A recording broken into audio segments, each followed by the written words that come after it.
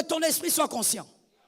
Sois conscient que même lorsque tu as l'opportunité de faire le mal, derrière ton mal, il y a toute une génération.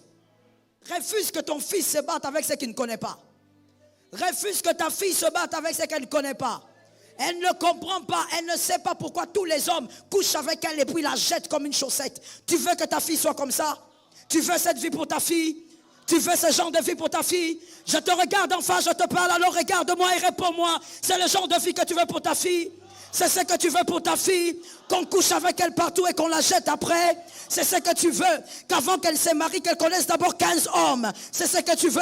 Alors si tu ne le veux pas, arrête l'impudicité, arrête l'adultère, arrête la pornographie, arrête la masturbation, sors de là maintenant! Ne vends pas l'avenir de tes enfants, j'ai besoin des amens. Ne vends pas l'avenir de tes enfants, j'ai besoin des amens. Ne vends pas la destinée de ta fille, ne sois pas un mauvais père, ne sois pas une mauvaise mère, ne vends pas la destinée de tes enfants. Je t'interdis de vendre la destinée de tes enfants.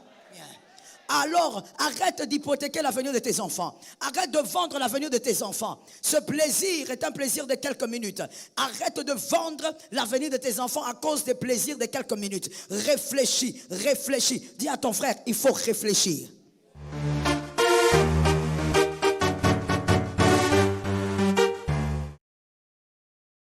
Shalom bien-aimé dans le Seigneur Jésus-Christ.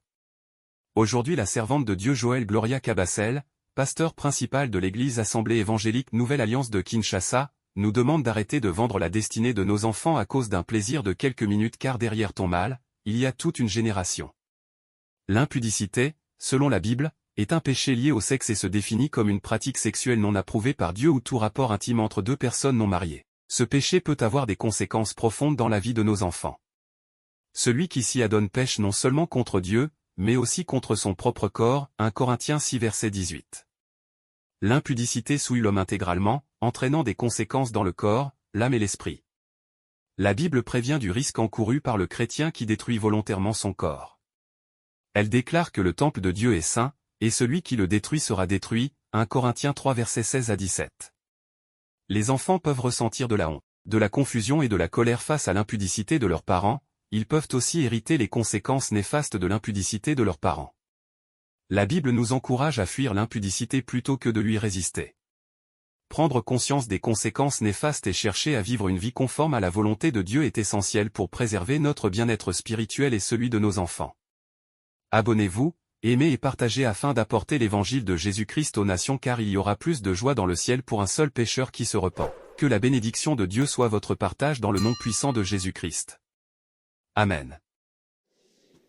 Certains choix, tu as eu à les faire simplement parce que tu croyais que le plaisir était plus fort. Mon frère, il n'y a aucun plaisir qui soit incontrôlable. Je le reprends encore. Même sans le Saint-Esprit. Je ne parle même pas avec le Saint-Esprit. Même sans lui. Dieu a créé l'homme à ce qu'il soit capable de contrôler tous les plaisirs de son corps. Que ça soit un grand bonheur, que ça soit une grande tristesse, que tu sois capable de contrôler tes émotions. Est-ce que quelqu'un m'entend bien? Vous savez, il y a quelque chose qui m'a toujours épaté. Lorsque je lis l'histoire de Caïn. Caïn, lorsqu'il a tué son frère, pourquoi il n'est pas allé chercher son père? Pourquoi il n'est pas allé voir son père?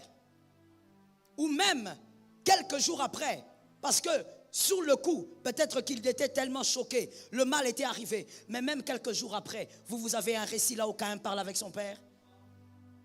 C'est le genre de père que tu veux être. C'est le genre de mère que tu veux être.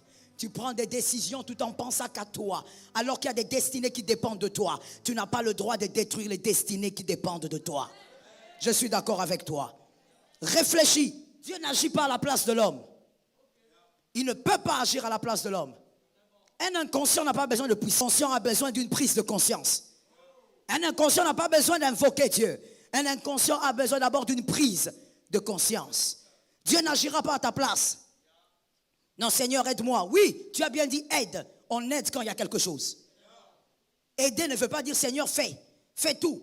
Aider veut dire je suis en train de faire quelque chose, mais je n'y arrive pas. Viens m'épauler.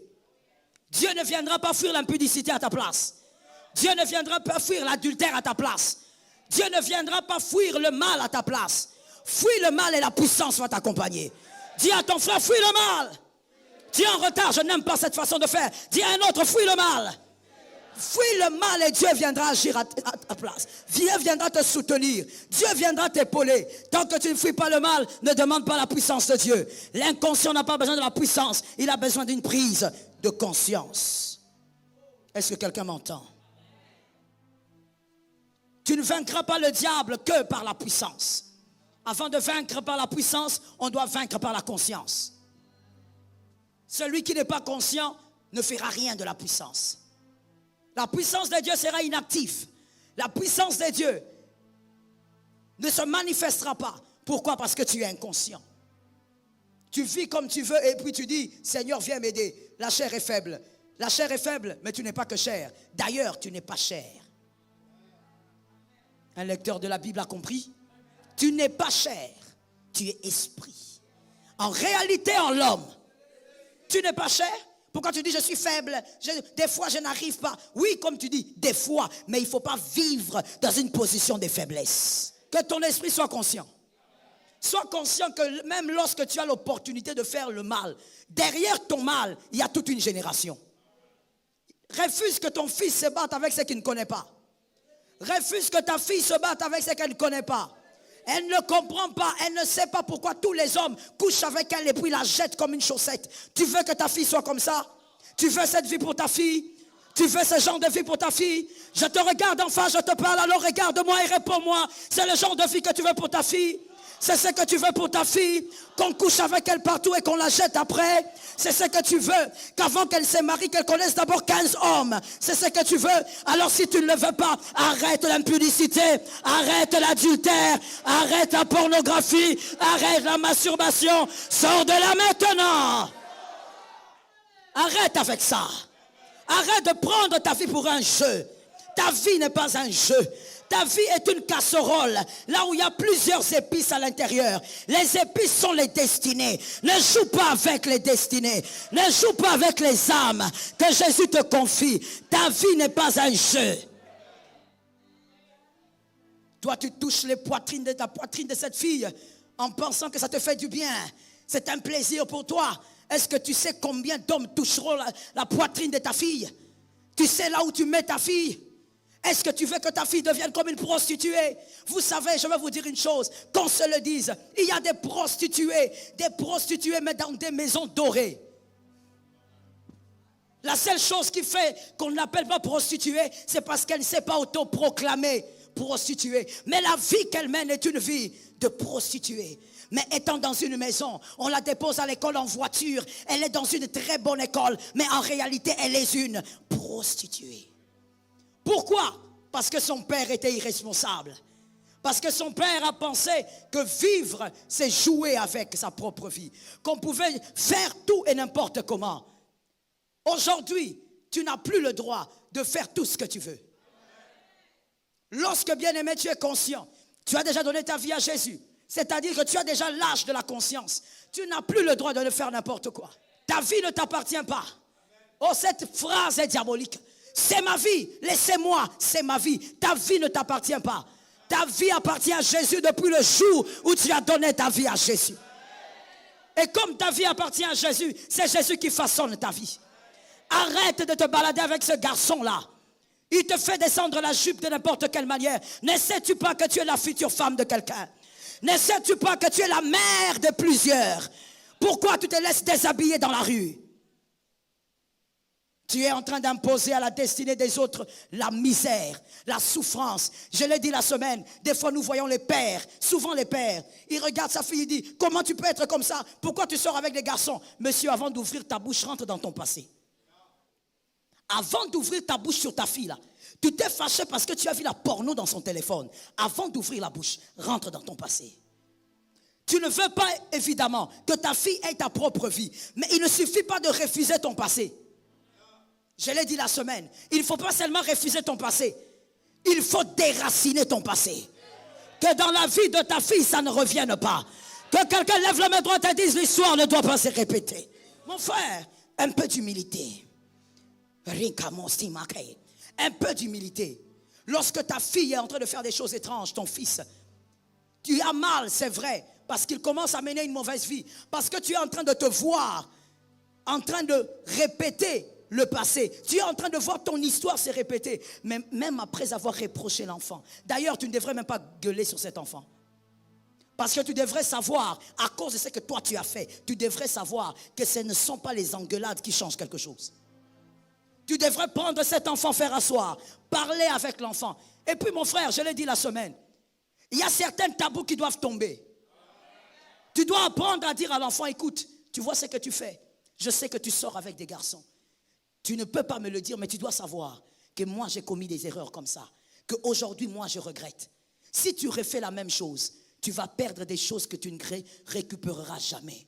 Parle à l'enfant avec beaucoup d'amour, avec beaucoup de douceur, mais tout en révélant à l'enfant ses combats.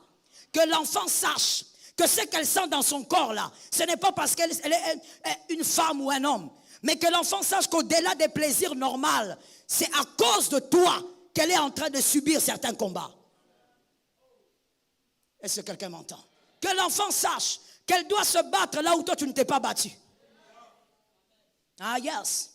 Si David avait dit à Salomon, Salomon, moi, je n'ai pas pu vaincre Bathsheba, mais toi tu dois vaincre les femmes. Je crois que Salomon s'est battu.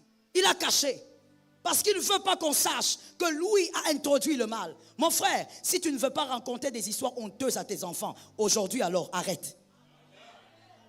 Arrête de les accumuler. Parce que tu détruis la destinée de tes enfants.